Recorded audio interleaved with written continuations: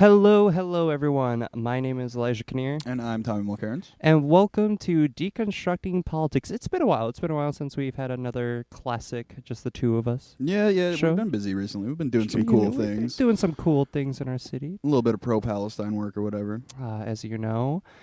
Well, what's happening in the news, Tommy? I think we have a lot of topics to talk about, whether you want to talk about the Middle East, which is always fun for this show. And I don't know. Depressing. I thought you were the one doing the planning. Well, all right. Well, I'm just kidding. So let's start off with some recent developments in the Middle East when it comes to Israel, Lebanon, and Gaza. There's been recently a massive escalation with it started off last time I was on the show talking about how Israel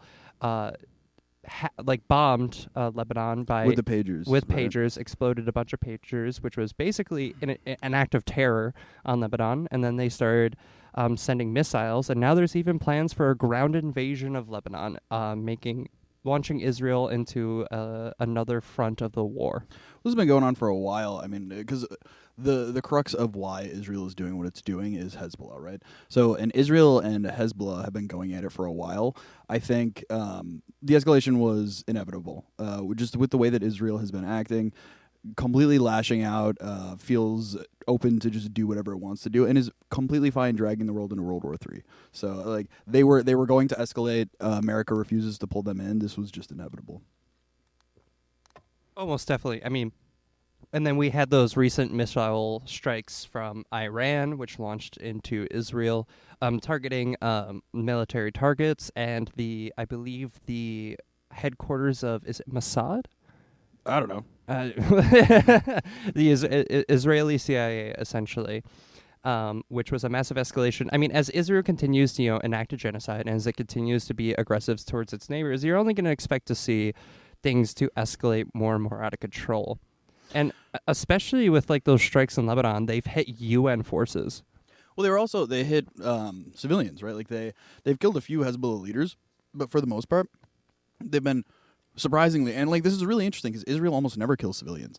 They're going in, they're hitting a lot of civilians in Lebanon, which is again very unlike Israel. They usually only go after military targets, right? Yeah, because everyone in Gaza is Hamas. Apparently. Yeah, absolutely. Yeah. Those 5-year-olds. Hamas, dangerous. I saw them with a green headband. No, it's insane, and it is insane that Israel is just allowed to indiscriminately kill innocents, women, and children everywhere, and the U.S. kind of just wrings its hands and is like, "Oh, don't stop doing that! We're gonna say it's bad. We want a ceasefire," and then a billion more weapon shipments to Israel from the U.S. government. Yeah, well, and I think, correct me if I'm wrong here, but a lot of Israel's invasion of Lebanon came obviously because their interactions with Hezbollah. But what really I think facilitated Israel's invasion was Iran's attack, right? And so it was earlier this month, or not this month. It was earlier last month, I believe, because Israel killed on Iranian soil, they killed one of Hamas's top people, and that is they're going into Iran and killing one of Iran's biggest allies, which is Hamas. Of course, one that's going to be very embarrassing for Iran, so they kind of have to retaliate. But they chose not to. Iran surprisingly decided not to retaliate, and that led to what they think, at least, was Israel feeling emboldened and then going in and attacking the Hezbollah a lot harder. Yeah, it's almost interesting how much Iran has held off on really big acts of display of military might until those recent missile strikes. But I mean, Israel's been very brazen, very just striking out and seemingly thinks it will get absolutely no consequences. And then when it does get consequences, whether from Lebanon or Iran or any other force, they're like, "Oh, what? We're being aggressed on. This is terrorism. How dare you do this?" And then the U.S. is like, "Oh, we gotta condemn all attack." They're basically they're like poking a bear and then wondering why the bear is going back. Right, and it is on the U.S. to to rein Israel in, because Israel is not able, like, the reason that Israel is able to do what it can militarily, and basically the reason that Israel is able to exist, is because it has the backing of the U.S. military. And not just the U.S. military, but the U.S. resources in terms of funding. So the U.S. has almost complete ability to pull them in and to stop this, but for whatever reason, they just continue. Like, Netanyahu will completely defy us, and then we're like, okay, don't do that. Here's like $10 billion. Oh, that's really sucky that you're killing innocents. Here's exactly $1 billion more arms shipments to Israel, please. Like, it's completely awful, but just further escalation. I think it's going to get out of control, and we're going to see further wars. Well, so they met. Israel and American officials met, and so according to the New York Times, they met, and Israel is about to drag the world into World War III, and then after this meeting, where the meeting was about Israel expanding conflict and like potentially threatening a global war. So they met and came out of that meeting. The U.S. said the secretary reaffirmed ironclad support for Israel's right to defend itself and reiterated U.S. commitment to a diplomatic arrangement that safely returns both Lebanese and Israeli civilians to their homes on both sides of the border. They're still both siding it. They're still pretending like Jesus. this is still saying that they like completely support Israel. So I think all the signs that we're seeing from the U.S. government is that they are just going to allow Israel to act however it wants. Once again, who is the superpower here? We have all the power to stop this from happening. Yep. You talk about America, biggest empire in the world. We have all these resources, all this might, and we're being like led on a leash by a state that is genociding and doing everything in its power basically to endanger itself. And we're like, yeah, that's fine. We'll give you more money, Well, and like a lot of this comes down to, I think, that Netanyahu's political survival relies on the wars continuing, right? Like, they have to remain in the state of perpetual war, because as that's happening, they're not going to recall Netanyahu. There's not going to be an election or anything like that. So Netanyahu has to expand the conflict, because I think that they're kind of running out of options with Gaza. They pretty much bombed most of it into oblivion. So Netanyahu has to expand to ensure his political survival. And it's gotten to the point now where when Netanyahu steps down, it's not like there's like some leftist figure that's going to take over, right? No. Who takes over, I think, is Benny Gantz. He seems like the most... and Benny Gantz is insane. So right now, Netanyahu staying in office is like stopping things from getting worse. And that's just to say that Israel's politics has moved so far to the right and so far towards genocide that they're trapped in this forever loop of going to war. I really think that like the end of Zionism is going to be that they're going to destroy Palestine, destroy a lot of the countries in the Middle East, and then destroy themselves in the process. Well, yeah, it's as we see with most fascist countries and most fascist systems, they end up destroying everything around them and then eating themselves. That's what happened in Germany, Italy, everything. And I really like Netanyahu. If he's gone, it's Benny Gantz. And for those that basically that's like going from Mussolini to Himmler. Like that is like you are basically going down the deep end of fascist Zionism. Mm-hmm. You are jumping from he's a fascist, he's horrible, to okay, this guy's actually insane and wants to ethnically cleanse. And like openly so, right? Like Benny Gantz would agree with you about this, right? Like that's not you framing it in a bad way. Benny Gantz would be like, yes, that is absolutely what I believe. Yeah, I am the Himmler to Netanyahu's Mussolini. Right. So I don't know where things go from here, because again, Netanyahu is a very shrewd politician. I think all Netanyahu cares about is staying in power and fulfilling the end goals of Zionism. So like there is without the US stepping in to rein them in, which again, whether Kamala wins, whether Trump wins, regardless, we're going to back Israel. So the US isn't going to step in. Netanyahu's not going to stop. I mean, I just don't see an end to this anytime soon unless Iran is successful. Yeah, you're in a really bad place if you're saying Iran needs to end it. I mean, like, holy moly. Well, the thing is, like, if Iran ends it, then that means that Iran and Israel go to war, and that would drag in China, Russia, and then that would drag in the U.S., and then all of a sudden we're in World War III. Yeah, no, it is. I think.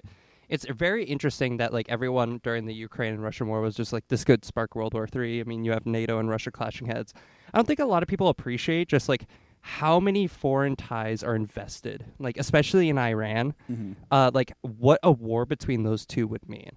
Well, I think so. If you have war that begins between Israel and Iran, America gets dragged in. I think China would use that as an opportunity potentially to go after Taiwan, and then all of a sudden, like, America's fighting a war on two fronts. I mean, not literally on two fronts, right? Like not in the same way that Germany did or anything, but like America is going to be fighting a war in two different areas of the world. China's military is kind of a lot better than ours. We're kind of falling apart. So like it would lead to a world war where we are fighting in a bunch of different areas, and we are not in a place to take care of that. So that could be the end of America's empire. I would say even with that, the best case scenario, it's proxy wars for days, and even then, that is a hair trigger away from World War III at all times. Well, I think like the proxy wars would be over at that point. Like, I think it would just be straight up these countries going in. Like, I think the U.S. would send troops to Taiwan. I mean, we already have troops positioned on, Yeah, we do. in the South China Sea, I think, right off of Japan's islands. Right, we are right there. We already have troops there. We already have a ton of troops near Israel. Like, we're kind of gearing up for potentially the outbreak of giant conflicts. I love living through historic times, don't you? Isn't this great? It's definitely not stressful. No, I mean, it's really cool. It is very cool. I think we should do this more often. We could hit World War IV and V if we need to. Yeah, it all ended when they shot that gorilla. It all ended when they got Harambe. Yeah, I mean, I think we were like leading towards this for A long time. Yeah, I mean, this is the end of. This is the only actual end to, besides socialism, the only actual end to, I think, imperialism and late stage capitalism. Yeah, essentially. I mean, we're seeing. I don't know. We'll definitely have to see. I think we're all going to see. I think everyone worldwide is just on this crazy train that is the 2020s and the 2030s, which will be probably even more insane. So yeah. But in more recent news, are you going to vote? What are you thinking? Where are you at? God. Every now and then I'm like, yeah, I'll vote Kamala Harris because You got this. Ka. Yeah. Ma. Yep. La. Put it together. Kamala. There you go. Oh my God. Let's go. I didn't know we were a PBS show. We're learning how to pronounce. Every now and then I think about voting her, but they're shooting themselves in the foot. I mean, it was a horrible week of Kamala basically saying, yeah, I don't believe in universal health care. I don't believe in any of these things I did believe when I was in the Senate, apparently. And then saying things like, I wouldn't commit to X, Y, and Z. And also, I'm going to put a Republican in my cabinet, which is insane. For anyone that doesn't know, I don't think any political system for a very long time has had multiple members of parties in their cabinet. That's usually seen like, what are you doing? Obama did that, right? And I think that a lot of people see that as Obama's fatal flaw, to be honest with you. Did he have Republicans in his cabinet? Yes, he did. Oh, my God. Yeah, because, like, not to get back, okay, yeah, we're going to get into Obama's presidency. Yes. So, like, the fatal flaw of Obama and his presidency was that he was incredibly popular, right? Like, I was 7 years old when he was elected. I'm 23 now. So, like, I don't remember this, but, like, everyone I've talked to about, and I had like a weird fascination with his presidency for some reason, but like everyone I've talked to who was alive during that time describes him as like this rock star, right? Like he was so massively popular, and like it was so popular that you had like the Obama Trump voter, right? Like that is a very real thing. He crushed it. So he had the political mandate to do pretty much whatever he wanted. And the economy at the time was collapsing. So I mean, if he wanted, he could have remade it in pretty much any way that he wanted to. And instead of pursuing really bold, aggressive, progressive policy, he decided that he was going to try and go the centrist route. And he kept doing this throughout his entire presidency.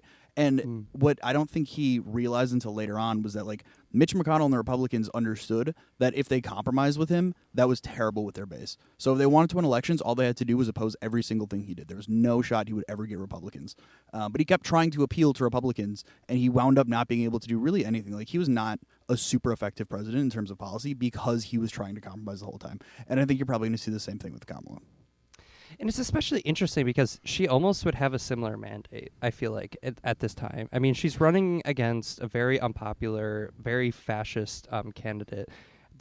Especially at the beginning, there's a lot of excitement. I think that was like, I have not seen that excitement for a candidate in a very long time. Maybe it was just the fact that everyone was tired of Joe Biden. Yeah, I think, like, I don't know that the Kamala excitement was comparable to, because Obama it's won. not the same, but it's No, it was like very, like, I think that Obama as a figure had all of this. I think Kamala's excitement was more just about the fact, like you were saying, that it wasn't Joe Biden, and also it was like a very brief moment in time. Like that excitement has pretty much already faded. Whereas with Obama, it was just like something about him. You know what I'm saying? Like he was the Yeah. one doing it. Whereas with Kamala, I think it's more just the circumstances. But it's still the same, at least concept of you're now seeing Kamala's leads kind of Kamala. There you go. Her leads collapsing in a lot of states where, like, I remember, like, after Biden dropped out, she became in, and then especially after picking Tim Walz, it was, like, kind of, like, rocking out the battleground states, and it's like, okay, race is finished, Trump's gonna look crazy, and then it's her going, oh, Israel has the right to defend itself, I'm not gonna change from Joe Biden, literally said,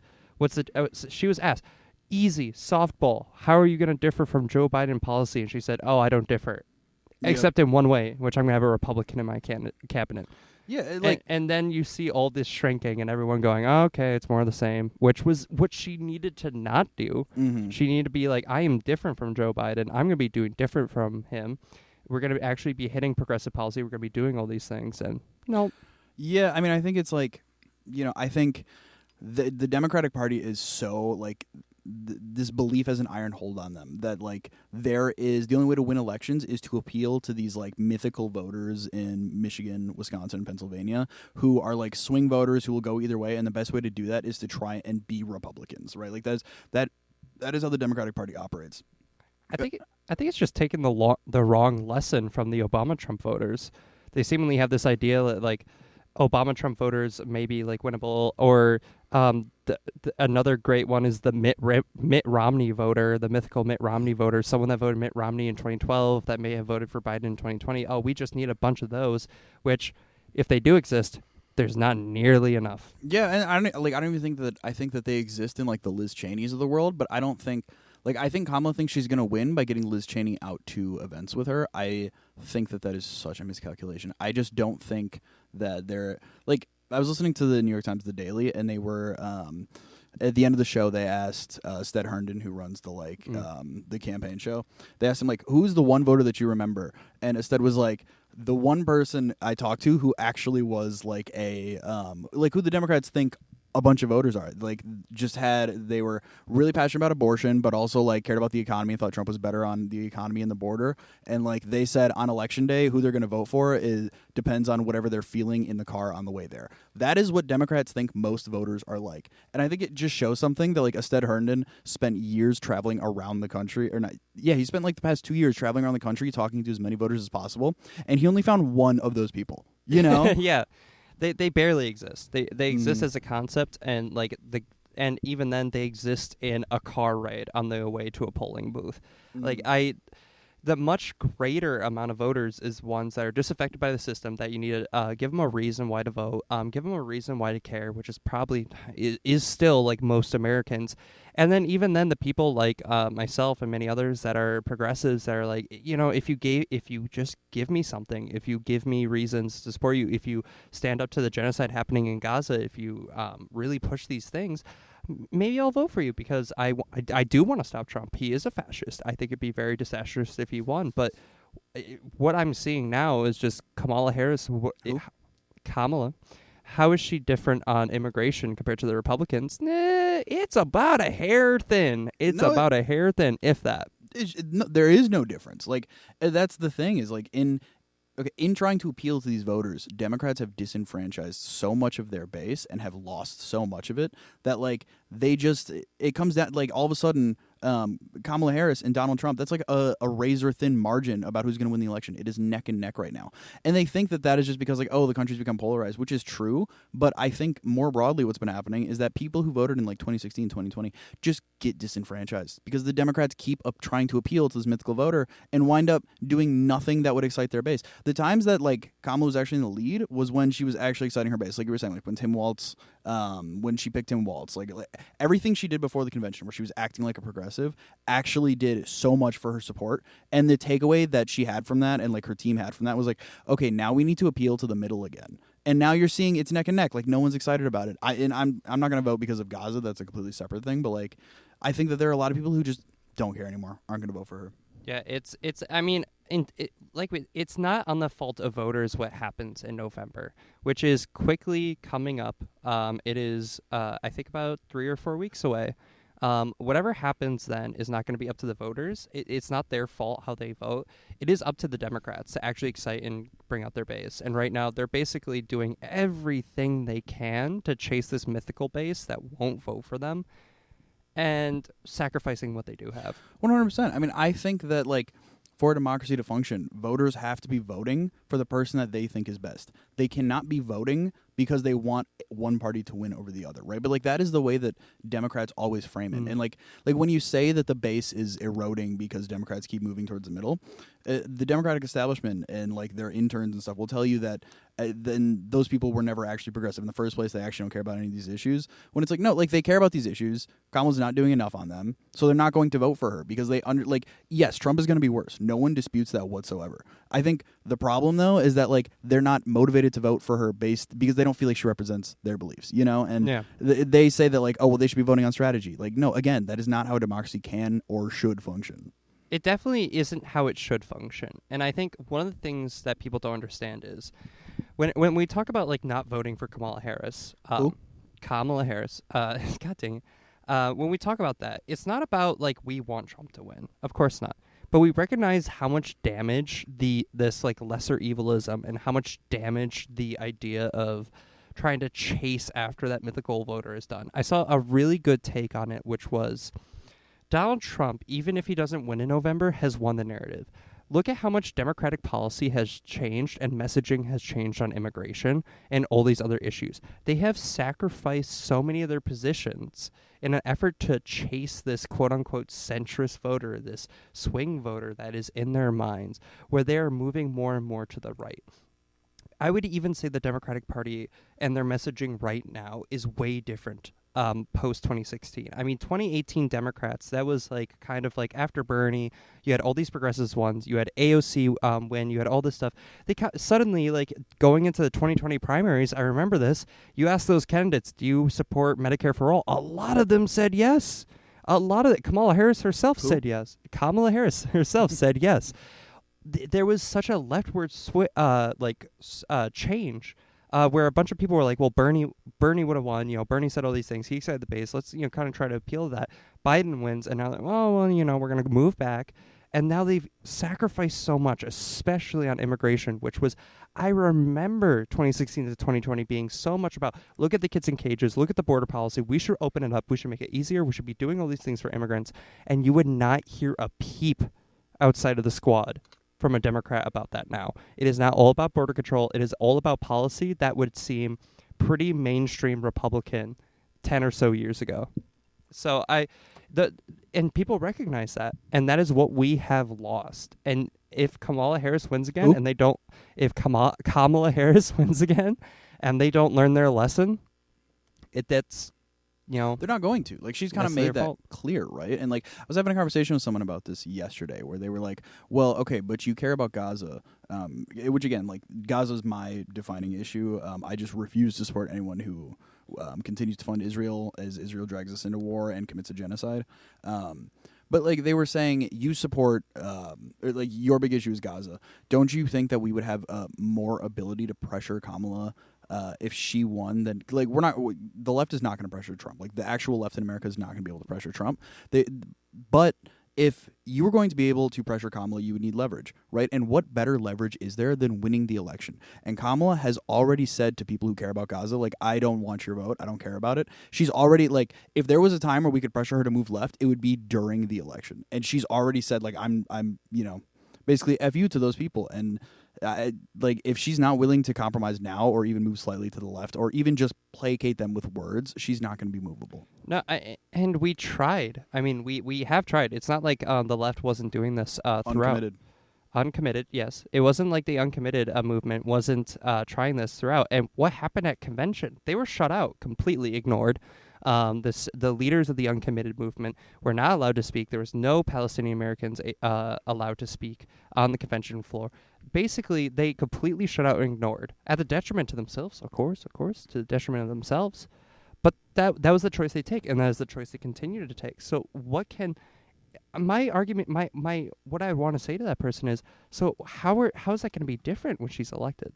Like, how will they listen to us? Because it seems like no, they would rather shoot themselves in the kneecaps than listen to us. They don't seem to have the same logic of like, well, it's hurting my base. I should probably change or do something. No. It's a razor thin margin because they are rejecting any pressure. 100%. And I just, I think that the Democratic Party is probably, this is why the Democratic Party is called controlled opposition, right? Is like, they're never going to, it doesn't matter if it would politically benefit them. They would much rather lose the election than move to the left. Like, that is just who the Democratic Party is. And I think it shows that, like, electoral politics is, if you are someone who, like, really cares about issues and you're on the left, electoral politics is kind of not a route that we can really go anymore, in the sense that, like, nothing will ever change through it. The only way things are going to change is through a mass movement. The only good use of electoral politics is that a lot of people pay attention to it, including the working class. So we should engage in it in the sense that, like, we can speak to those people, but expecting anything good to come of electoral politics at this point, and from presidential elections and voting people into office, is kind of, it's a lost cause, Yeah, I would say the most you can expect is a stopgap against Republican policy. I mean, even then, like, over time, that's not true, right? well, at least like in Minnesota, we've seen some like good changes. Tony Evers is like holding the line on abortion being kind of insane here. But at the same time, sorry, I don't mean to interrupt you. You're good. It's at the same time. Sure, holding the line on abortion, that's like one issue the Democrats have like been decent on because they think that they can win on it. But like, look at something like education, right? Like, a lot of people hyped up Tony Evers for passing this bill that allowed, like, do you remember where he like did, I don't know what it was, but it was like some administrative thing where he like very sneakily, quote unquote, increased education funding. Yeah, for 400 years. What the bill that he signed into law, what that actually did was make it so that the city was going to be more responsible for paying into or funding like MPS and public schools. Yeah. So what it actually did was it took away the burden of the state to pay for public schools, or like to provide some funding for public schools. So it's just putting more of it onto the city, who's going to offload it onto private businesses. So even then, Tony Evers is like still very right wing and has done a lot of right wing things. Yeah, that's fair. I was trying to find a silver lining. I mean, there is none with the Democratic Party. There is none, except Bernie Sanders. But this show is all about sunshine and daisies here. We like Israel is bombing kids. Yeah, but I think when it comes to America, yes, organizing the most important. Get out and organize. Get out there on the streets. Do activism. Very, very important. The one shining hope I do have is General Strike 2028. It seems like unions are very interested in that. I think that's going to be something that will actually do some real change, some real pressure. But hopefully, I mean, like, yes, agreed. Hopefully that pans out. I think also something that's really inspiring, or at least like can give some hope right now, is the student movement, right? I mean, they have been on top of it. I say that as a student who is involved in the student movement. But like, genuinely, I think that the students have been standing up in ways that are really cool and haven't been seen since the 60s. But I think there are some key differences between the student movement now and the student movement of the 60s, and that I think students now are just much better organized. They take this much more seriously. And it's like, back then it was kind of like a cultural thing. I think that there was a lot of like the hippie movement was tied into it, but they weren't really 100% serious about the politics. Whereas I think right now it is 100% that these students care about the politics. They're informed. They know what they're talking about. They know what's going on, and they like have a deep conviction rather than like are trying to appear as hippies. Yeah. I mean, I read about the student movement in the 60s, and I think a lot of, like, even some of them were just like, we're just trying to get recruits. We're just trying to build. Like, we don't really care. Like, we're organizing about Vietnam, but it was always about building themselves. But this is like a wide movement of we don't care about ourselves. We care about the movement. 100%. Yeah, and I think there was also a lot of just like thinking of like the students of the 60s were trying to essentially change the minds of the people in power, and I think that we now recognize that the only way to actually make change is a mass movement of the lower class, right? Bottom up change as opposed to top down change.